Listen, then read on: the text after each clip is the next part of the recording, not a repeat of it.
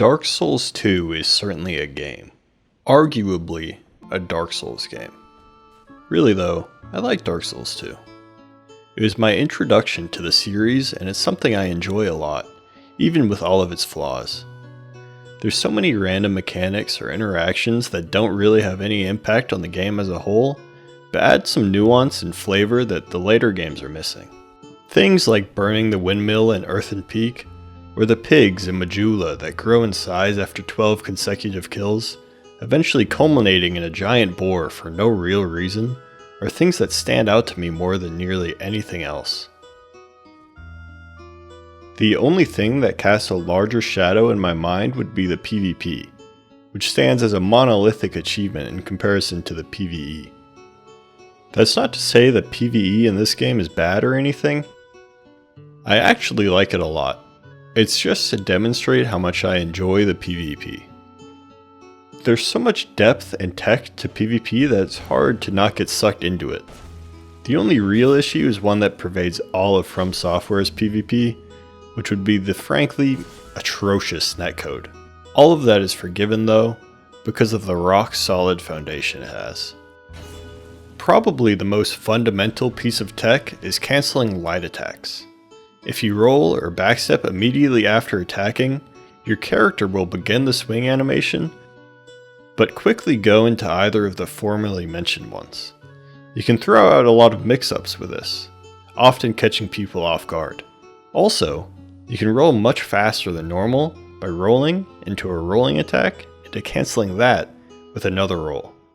You can do this until you run out of stamina, and it can get you out of situations that normally you wouldn't be able to with just back-to-back rolls. Little things like these can make or break a game's PvP. What was I talking about again? Odd and obscure things in Dark Souls 2. Sure, why not?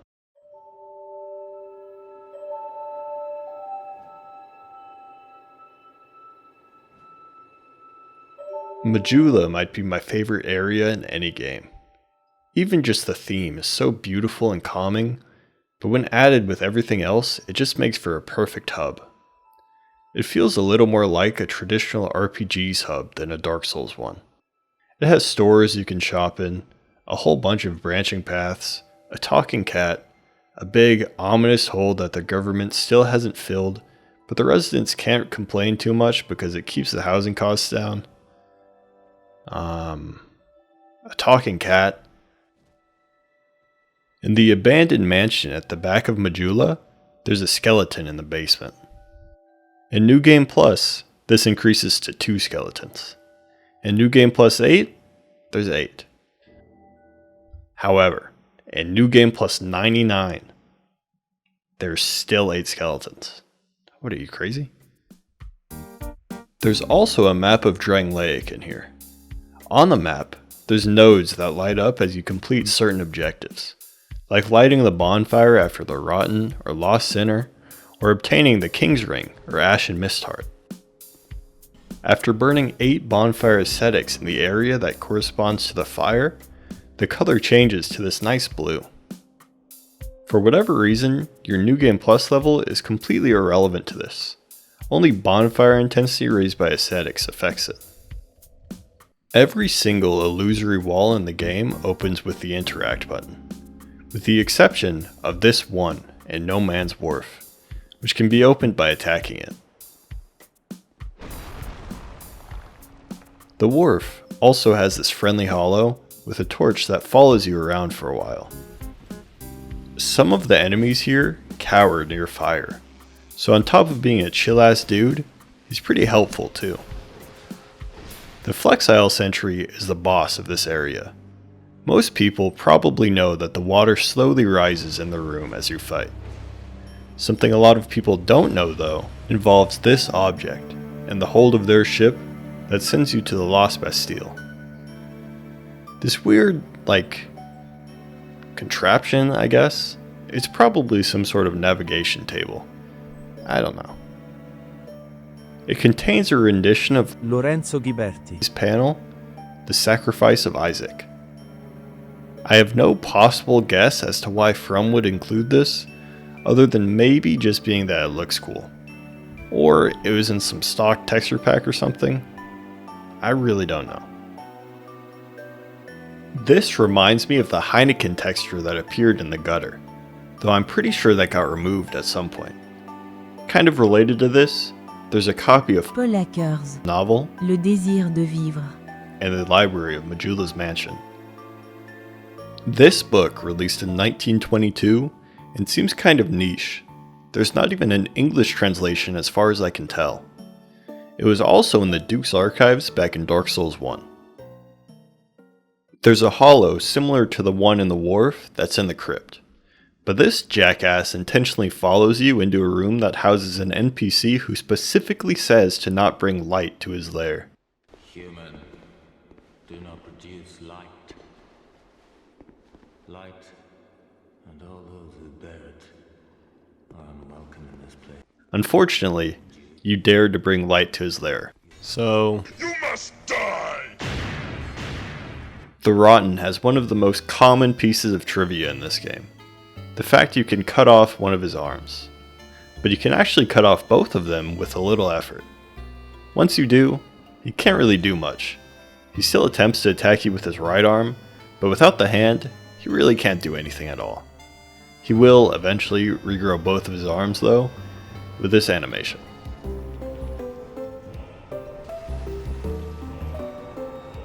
You can cut off the last giant's arm as well, which prevents him from ripping it off himself partway through the fight. It's more trouble than it's worth though. Mytha's tail is also able to be cut off, which prevents her from using her tail swipe and grab attacks.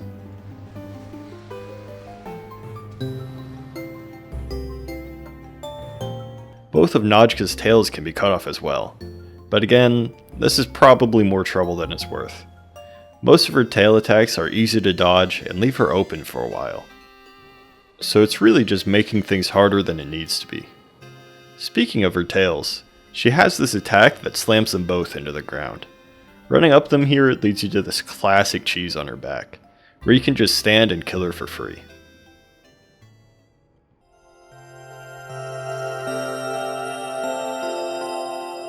One of my favorite features that Dark Souls 2 added and Scholar expanded on is the addition of enemies and red phantoms in areas. In the Broom Tower specifically, there's enemies that get added on New Game Plus 2 and 7, which as far as I know is the only area that has them added in stages like this. On top of that, some boss fights change a little, like the Lost Sinner having 2 Pyromancers that join at 60% health, and the Flexile Sentries fight starting with 2 Nimble Shadows. An interesting thing about the Pyromancer summoned by the Lost Sinner is that if you kill her before killing the adds, they'll stay alive. But killing the Looking Glass Knight kills any squires he summoned.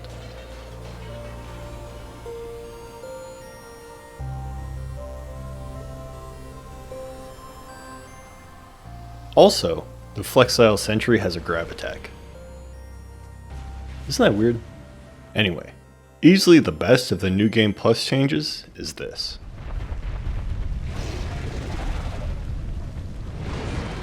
This encounter with Freya rocks.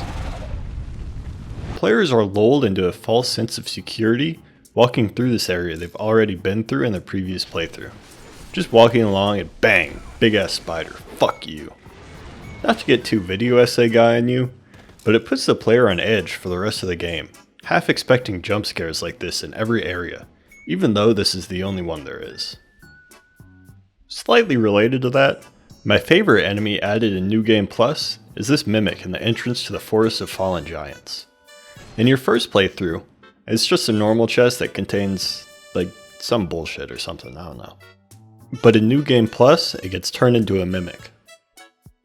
There's at least one more of these chest-turned mimics that I know of, and it's such a sick idea to add just a couple in New Game Plus. In Dark Souls 1, you can tell mimics apart from normal chests by their breathing and their chain facing out instead of being curled up. In Dark Souls 2, there's 2 types of mimics. For wooden ones, you can see their teeth between their top and bottom, and there's a lock that normal ones don't have. Metal mimics have 2 latches attached to the front of the lid that normal ones don't have. I really like the Mimic's moveset in this game. The little creeps crawl around like the spider walk scene in The Exorcist. I guess really I just like how they move around.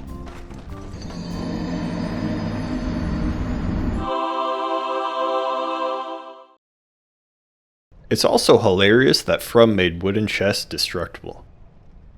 Easily my favorite area in the game is the area named simply Dragon Memories. To enter it, you first need the Ashen Mist Heart from the Ancient Dragon. Return to Freya's boss room and interact with this shard. The dragon's memory is almost completely barren, with just a bunch of arch trees that were seemingly destroyed by lightning in the distance. This very heavily suggests that we're looking at the aftermath of Gwyn's battle that is shown at the start of Dark Souls 1. There's only a single fallen dragon still here, and interacting with it gives you a simple soul. The soul reads, "Soul of the great ancient dragon that stands magnificently, deep within the shrine. This powerful being stands and waits for whoever may visit him." This differs from the reality of the game, because actually, the ancient dragon itself at the end of the dragon shrine simply drops a soul of a giant, an item mainly used to reduce the damage reduction in Vendrick's boss fight. Giving the ancient dragon soul to Ornifex transposes it into the curved dragon greatsword, whose description reads as follows: "The age of the ancients, the world was unformed, shrouded by fog. A land of grey crags, arch trees, and everlasting dragons." A pretty clear description of the dragon's memory. Maybe originally, the giant tree found near the Soldier's Rest bonfire was supposed to contain the soul of a giant. You get 3 out of 4 of the remaining souls from memories, and the 4th you get from these 2 giants at the bottom of the Black Gulch. Having the 5th drop from what basically amounts to a random boss is really strange. It's possible the Ancient Dragon boss fight would originally be found in the giant's memory, but that's basically just conjecture. There is a theory that the Ancient Dragon we see in the game is an imposter, but that's kind of out of the scope of this video. I'm not that much of a lore guy, admittedly. The coolest enemy in the game is this lone Hide Knight in the gutter by the chest containing the Visible Auras set. As far as I know, they're a unique model and they use a unique weapon, though their moveset is similar to other Hide Knights. Hide Knights in general left a big impact on me. I remember going to the Tower of Flame as my first area after Things Betwixt on my very first playthrough back in like 2015 or whatever the fuck, dying over and over to this first big knight here. Eventually though, I killed it and naturally went straight to the next big guy. But in between him and me sat a knight, seemingly just observing. The knight didn't attack me, so I didn't attack it. But I didn't forget about it either. I mean, shit, I still haven't forgotten about them. You know, they're probably my favorite enemy in the trilogy now that I'm thinking about it. Another one of my favorite things Dark Souls 2 has are the Illusory Rings. If you don't know, these are rewards for completing the game either without dying or without resting at a bonfire. The Illusory Ring of the Exalted that you get for the latter makes the weapon in your right hand invisible. The Illusory Ring of the Conqueror that you get for the former makes your left hand's weapon invisible. Of course, if you're a sicko, you can complete both of these in the same playthrough. These are, obviously, basically completely useless in PvE, but for PvP, they can be used to pretty great effect. Lots of players would hide a buckler in their left hand to catch people off guard. Some used it for their right hand too, but it wasn't as strong due to the character's posture and stance, usually giving away the weapon's moveset to an observant player. Speaking of bonfires, you can jump on them. This one at the Ruined Fork is probably the easiest to do it on. You can also use them as normal from up here for whatever reason. And you can punch them to make this unique sound. Shout out to all my fire punchers out there fighting the good fight. Attacks from your left hand deal slightly less damage and cost more stamina than attacks from your right. The stamina effect applies to casting too, though the damage is the same as with your right hand. Also, your damage is slightly reduced if you don't have the stamina for the swing. Roll distance gets reduced if you don't have enough stamina for a full roll as well.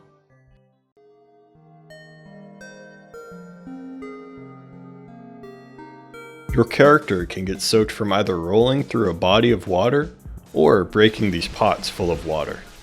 This causes reduced fire damage, but increased lightning damage. It's possible to get soaked with poison also. If that happens, you'll constantly receive poison buildup for a while. If you roll through a poison pool, your whole body will get soaked. So generally, it's better to just run through them.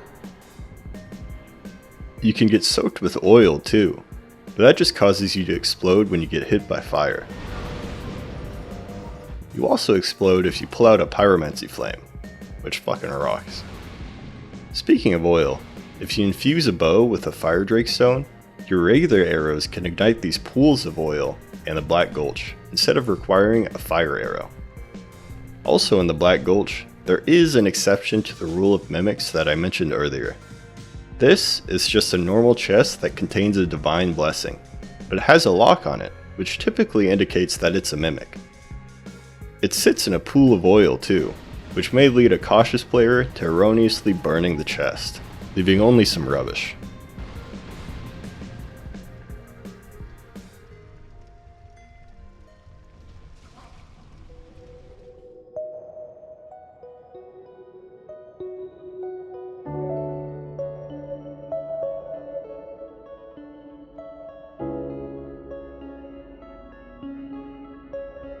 You can soft lock yourself about 4 minutes after starting a new game. Here's how. Start a new character and run to the old hags to pick your class and shit. Select the life ring and run to the Forest of Fallen Giants, making sure you don't light any bonfires on the way. Climb to the top of this ladder and jump onto this broken battlement. Jump from it onto this wall. Jump over these roots and don't fall off. Run forward and take a left into this rubble. Keep running forward until you fall down. Land on this wooden platform, take a right, then another right into this bonfire. Light it, and you're officially soft locked. Warping between bonfires is enabled by default in this game, but this is the only bonfire we've lit, so we can't travel anywhere. You can open this door that leads to some skeletons in a hall, and eventually a locked door. The locked door leads to here, and that's the only way out, so we're trapped down here. The bearer of the curse, forced to wander these halls of false promises forever, ultimately becoming little more than an effigy, barely resembling their lost humanity.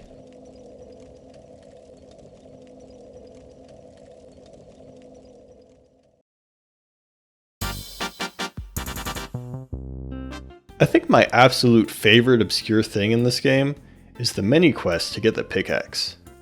In Brightstone Cave, Seldora, there's a handful of boars at the Royal Army campsite bonfire. If you guide one of the little guys all the way through the level to this room where the ambush of spiders is, the boar will eat some mushrooms and the pickaxe will spawn. This might be my favorite thing in the trilogy actually. Guiding this animal who is hostile towards you the whole way there, but eventually takes to you and gives you this pickaxe for your trouble, it just warms my heart. You know, it's a lot like getting to know a cat in real life, where they start skittish and shy, but eventually warm up to you, and suddenly they'll let you pet them or play with them, and they start biting the shit out of your hand for no reason, and you know they do it because they're trying to play, but it really hurts, and you don't want to move your hand away from him because it might hurt his feelings, but it really hurts. So you push him away, but it just goes right back to what he was doing, so you just start petting him with your other hand, hoping he'll fall asleep soon. And Majula has a cat that talks, man, holy shit. This is a relatively well-known piece of trivia, but Sir Alone will commit seppuku if you beat him without taking damage. Let's do a few well-known ones actually. Petrification counts as 5 deaths in regards to the hollowing effect on your health bar. There's also some hidden butterflies, usually placed in higher up places around most areas in the game. If you talk to Nashandra just before the dual Dragon Riders fight, every bonfire location will appear in the menu. You can't warp to them or anything. I think it's just to show what bonfires are available that you may have missed. Speaking of the Dragon Rider, this isn't really trivia, but I've always really liked this cheese. Enter the fog without having expanded his room at all, and wait for him to take 6 steps. On a 6, run to the right of him and he'll lunge at you and fall off. After defeating Vendrick and Scholar of the First Sin, you can receive his crown if you go to the Shrine of Amana while human. Run to this door, open it, and it'll lead you there. Once you have all 4 crowns, 3 from the DLCs and 1 from Vendrick, you'll be cured of the Curse of the Undead. On top of that, if you wear a crown after this, you're immune to curse buildup like from Nashandra. Also in Shrine of Amana, you can transform into the mushrooms from Dark Souls 1 with Chameleon. In the base game of Dark Souls 2, there were a few reskinned weapons available in the basement through a chest, namely the Murakumo, Black Steel Katana, Longsword, and the Great Club. In the Crown of the Sunken King DLC, there's this chill ass dude known as the Pagan Tree. Normally, he doesn't really do much at all. But if you whip his kinky ass, he'll produce an aura of repair powder. On top of that, he'll even repair items that are completely broken, which repair powder usually doesn't do. Normally, he dies after 3 hits and you can only respawn him with a bonfire ascetic.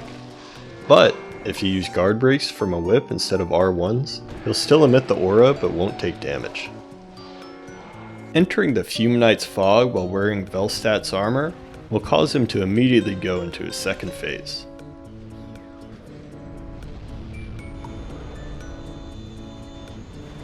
You can backstab the Skeleton Wheels in the Skeleton Lords' boss room. You can backstab the Lords too. You can divert enemies' fire bombs with large weapons, causing them to fly in a different direction. Sin is a semi-niche mechanic despite being directly listed on the player's status screen. Basically, anytime the player does something considered immoral, something like invading and defeating a player or killing an NPC, you'll gain 1 point of Sin. At 10 Sin, you become a sinner. At this level, you can get invaded by blue sentinels. At more than 100, you become a wretch. Once you're a wretch, instead of your character having a minimum of 50% health at their maximum hollowing, it gets reduced to only 5%. Unfortunately, the Dark Pyromancy Flame, which scales with the character's hollowing, doesn't continue scaling past the original cap of 50%.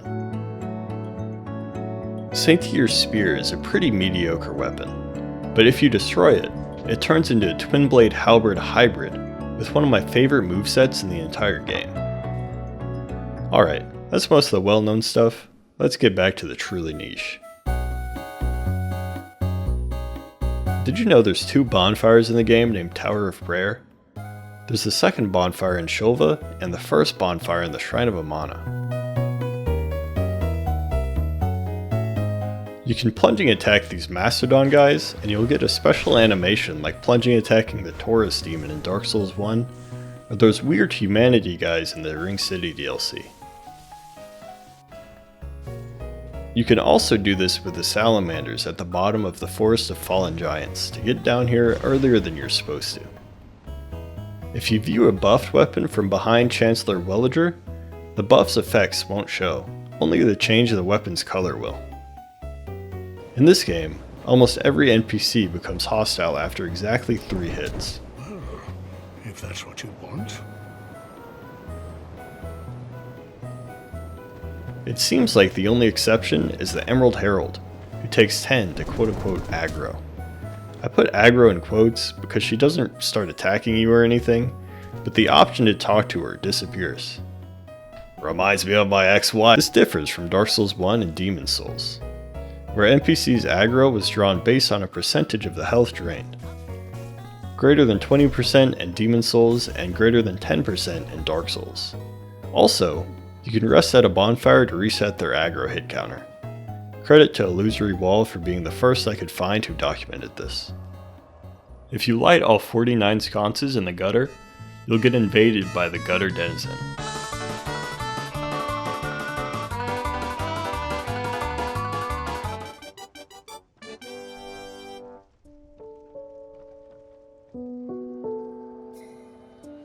He drops the normal Black Witch set that he wears, except for the helmet, which grants immunity to curse just like the crowns. Did you know there's an open pot of feces in the Firekeeper's house? Why would they do this? Well, that's all I got, folks. Like the video if you liked it, and if you didn't, fuck you! Leave a comment if I missed anything you think I should have included.